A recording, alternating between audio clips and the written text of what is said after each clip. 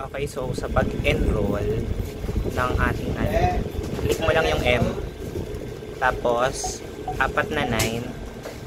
And then, 4 na 9 para makapasok ka dito sa user management. Ayan, pinutin mo yan. Tapos, all user. Tapos yung user para mag-add. Ito yung pipindutin. Para mag-add ng employee. Ayan, so dito sa new user, dyan ka po maglalagay ng bagong employee kung mag-enroll ka. Ayan, click mo lang yan, new user, click mo yung okay. Tapos dito may makikita ka rito na user ID, name, fingerprint, and badge number. Ito lang yung lalagyan mo, user ID, name, fingerprint, and badge number. Sa user ID, dito ilalagay natin sa user ID yung employee number ni member. Okay, so for example, kung ang employee number niya ay 6083134, ayan, so ito po yung employee number niya. Make sure na tama, 7 digits yan, the employee number of member. Confirm mo lang yung okay, click mo lang yan, and then automatic save na siya. Lalagyan mo ng pangalan.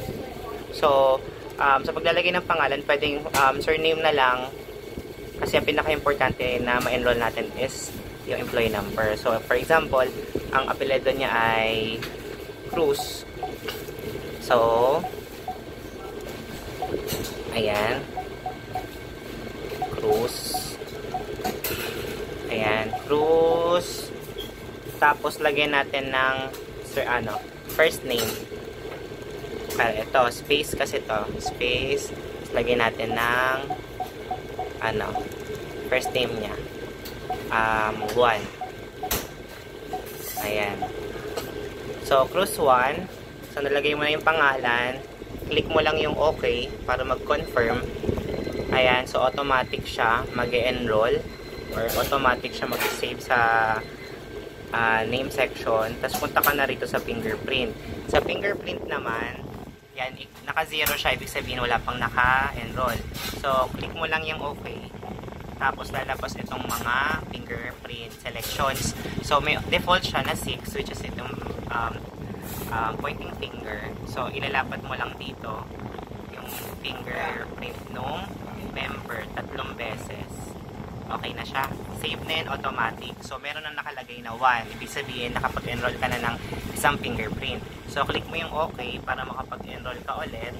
Then hanapin si 5. Click mo yung 5. Then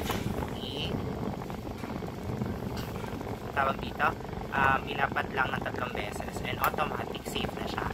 Tapos, dito naman sa badge number, ayan, sa badge number naman, ito naman yung itatap natin yung ID ni member. So, let's say for example, ito yung ID, ayan, ito yung ID ni member. Itatap mo lang to dito.